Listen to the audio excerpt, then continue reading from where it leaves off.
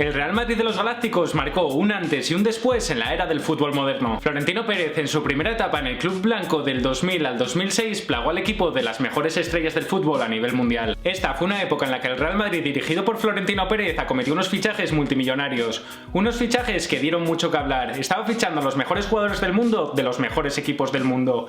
Y convirtió al Real Madrid en un equipo muy temido por todos. Mi nombre es Pablo Ordorica. Si quieres conocer la historia del Real Madrid de los Galácticos, quédate y te lo cuento.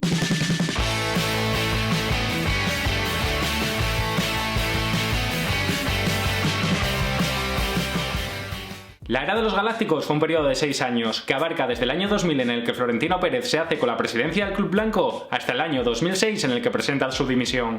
Verano tras verano, Florentino daba mucho que hablar, ya que se lanzaba a cometer los fichajes de los mejores jugadores de la historia. Vamos a ver cómo comenzó todo. Para comenzar esta historia vamos a retroceder hasta el año 2000. Un año en el que el Real Madrid acababa de proclamarse campeón de Europa por 8ª vez en su historia.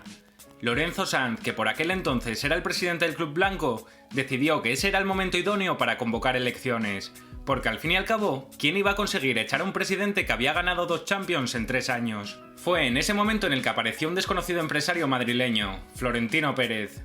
Quería ser el encargado de hacer un equipo que pasara a formar parte de la historia del fútbol. Un equipo que parecería que venía de otra galaxia. Para ello quería fichar a los mejores jugadores del mundo. Y para ello quería empezar a lo fuerte. Yo no temo a nada. Yo estoy muy ilusionado y voy a dedicar mi esfuerzo a ilusionar a todos los socios con este proyecto. Le puedo asegurar que yo creo que la mayoría de los socios del Real Madrid se sienten representados más por nuestro proyecto que por el de Lorenzo Sanz, en el supuesto de que tenga alguno. Prometió que si ganaba las elecciones ficharía no solo a uno de los mejores jugadores del mundo de aquel momento, sino que también traería la estrella de su máximo rival. Si yo soy presidente del Real Madrid, Luis Figo será jugador del Real Madrid. Estoy hablando del portugués Luis Figo, quien por aquel entonces encabezaba el proyecto del FC Barcelona. Ante la incredulidad de la prensa y de los aficionados, se comprometió a que si ganaba las elecciones y finalmente Luis Figo no fichaba por el Real Madrid, pagaría de su propio bolsillo el abono de todos los socios del Real Madrid. Antes de anunciar el fichaje del portugués por el Real Madrid, firmó un acuerdo con su representante, en el que acordaron que en caso de ganar las elecciones y se echaban atrás a la hora de acometer el fichaje, deberían pagar una cláusula de 5.000 millones de pesetas, es decir, de unos 30 millones de euros. Finalmente, el 18 de julio del año 2000, Florentino Pérez lograba su objetivo y se convertía en presidente del Club Blanco, al mismo tiempo que cumplía sus promesas y presentaba al portugués Luis Figo, un fichaje que acometió a cambio de 60 millones de euros y que se lo arrebató a su rival más directo, al FC Barcelona. Vamos a ver cómo se fraguó todo. La llegada de Luis Figo en el año 2000 fue tan increíble como si Leo Messi hubiera dejado el Barça para irse al Madrid en algún momento de su carrera.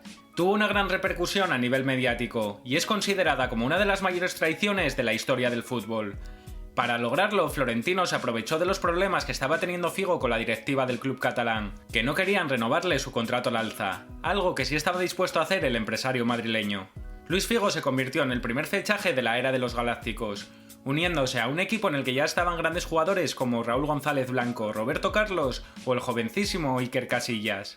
Figo ya era una estrella a nivel deportivo y también a nivel mediático. Tanto es así que era el protagonista de varios anuncios de Nike en aquella época.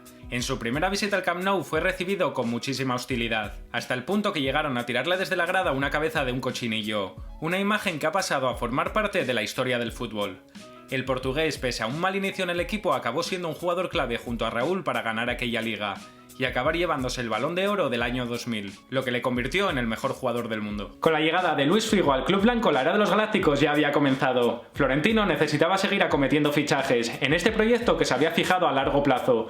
Para ello lo que necesitaba era obtener liquidez, y el Club Blanco tenía una deuda histórica de 282 millones, por lo que tuvo que tirar de ingenio para solventar este problema. En aquella época la ciudad deportiva del Club Blanco se encontraba situada en plena Castellana, una de las arterias principales de la capital de España. Florentino necesitaba refinanciar la deuda que tenía el club y aliviarlo económicamente para seguir acometiendo estos fichajes galácticos que se había comprometido. Fue entonces cuando decidió recalificar los terrenos de la ciudad deportiva, en lo que se convertiría como una operación urbanística muy beneficiosa para el Real Madrid.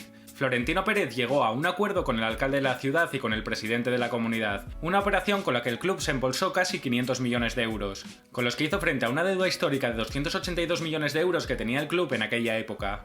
Una operación que sin duda cambió por completo el rumbo del club blanco. Trasladaron la ciudad deportiva a Valdebebas, que se encuentra a las afueras de la ciudad, y es donde siguen entrenando hoy en día todos los equipos del Real Madrid. Florentino Pérez ya lo había conseguido gracias a su ingenio. Había solventado el problema de esa deuda histórica que arrastraba el club blanco, había conseguido la liquidez necesaria para seguir acometiendo esos fichajes de los que habíamos hablado, y tenía entre ceja y ceja su siguiente objetivo. En el año 2001 el jugador francés Zinedine Zidane ya había sido campeón del mundo en 1998. Ese mismo año acabaría llevándose el Balón de Oro. En el 2000 ganó de nuevo con su selección, pero esta vez fue la Eurocopa del mundo, y el más diferencial de aquella época. Fue por ello por lo que Florentino Pérez quería que formara parte de su equipo de galácticos sí o sí. Perdona que te moleste, pero si te está gustando el vídeo te invito a que te suscribas al canal para echarme una mano y le des cañita al like. Según cuentan en la cena de la gala del Balón de Oro del año 2000 en la que Luis Figo se llevó el premio, Florentino Pérez hizo llegar a Zidane una servilleta doblada en la que le escribió un mensaje claro y directo. Zizou, ¿quieres ser jugador del Madrid? La estrella francesa, según dicen, se la devolvió con un sí escrito en letras mayúsculas. Meses más tarde los deseos de Zidane se hicieron realidad, y Florentino Pérez anunciaba el fichaje de la estrella de la Juventus a cambio de 75 millones de euros. Una cifra desorbitada para la época, sucediendo a Figo como el fichaje más caro hasta el momento. Todos los diarios deportivos incrédulos copaban las portadas con el anuncio del fichaje, y declaraban que Florentino Pérez estaba creando un auténtico monstruo. Fue en ese momento cuando se empezó a hablar de los galácticos de Florentino Pérez. El francés se metió a la afición en el bolsillo desde el principio e incluso marcó un gol que permanece en el recuerdo de todos los madridistas y que es recordado como el mejor gol de la historia de las finales de la Champions. Con dos galácticos ya en el equipo, Florentino Pérez estaba cumpliendo las promesas que había lanzado durante su campaña electoral, pero aún faltaba mucho, faltaban otras estrellas por llegar a este gran equipo. Año 2002, año del Mundial de Corea y Japón, un mundial en el que un jugador destacó por encima de todos. Estoy hablando de Ronaldo Nazario, un jugador al que bautizaron como el fenómeno y que se convertiría en un delantero de época. Fue el máximo goleador y levantó el título de campeón con Brasil, algo que rápidamente llamó la atención del presidente del Real Madrid, por lo que se lanzaron a acometer su fichaje. Ronaldo era jugador del Inter, y obviamente no querían deshacerse del brasileño bajo ningún concepto, por lo que no tenían para nada la intención de facilitar su marcha. Florentino, que es un depredador nato en este tipo de operaciones, se obsesionó con su fichaje, y finalmente logró llegar a un acuerdo con el club italiano en el último día de mercado a cambio de 45 millones de euros. Ronaldo se unió a un equipo plagado de galácticos, donde él sería la bala del arma letal en el que se había convertido el Real Madrid. Debutó en el Bernabéu ante el Alavés y solo tardó un minuto en marcar su primer gol con el Real Madrid, convirtiéndose en el debutante que más rápido había logrado marcar en el Templo Blanco. Ese día marcó 2 de los 23 goles que marcaría aquella temporada, algo que le ayudaría a llevarse el Balón de Oro del 2002. El proyecto de los galácticos casi estaba al completo, ya había estrellas en el equipo como Figo, Zidane, Ronaldo, Roberto Carlos, Iker Casillas o incluso Raúl, pero aún faltaba por poner la guinda al pastel. Faltaba el fichaje de un jugador que era una revolución a nivel mediático y que era un imán para las marcas. Estoy hablándote de David Beckham. Estamos en el año 2004. El jugador inglés David Beckham tenía gran presencia en todos los medios de comunicación. Era sin duda el jugador de moda de aquella época. Sus estilismos, sus cortes de pelo y sus goles de falta le convertían en un ídolo de masas. Fue por ello por lo que no tardaron en relacionarle con el Real Madrid que estaba construyendo Florentino, pero esta vez le saldría un duro competidor. El FC Barcelona se encontraba en plenas elecciones y un jovencísimo Joan Laporta se presentaba a la candidatura de presidente con la baza de tener apalabrado a David Beckham si ganaba las elecciones. Tinc el plaer d'anunciar-vos que el Manchester United ha decidit anunciar l'acord entre el Manchester United i la candidatura que tinc l'honor d'encapçalar per al traspàs del jugador David Beckham al Futbol Club Barcelona. Finalmente, Joan Laporta ganó aquellas elecciones, pero Florentino Pérez estuvo mucho más rápido y acabó llevándose a la estrella inglesa. Fue entonces cuando el Barça recurrió a un plan B. Recurrió a un plan B que cambiaría la historia del FC Barcelona para siempre. Estoy hablándote del fichaje de Ronaldinho. Te dejo por aquí arriba un vídeo en el que hablo de ello y te cuento cómo se fraguó todo este fichaje. También te lo dejo en el comentario destacado para que te pases cuando acabes de ver este vídeo. Finalmente, Beckham dijo sí al Madrid. Se unía a los Galácticos a cambio de 36 millones de euros y literalmente se paralizaron todas las calles de la capital de España.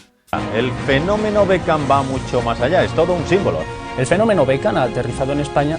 Que desconozca la noticia deportiva del día y quizá del año.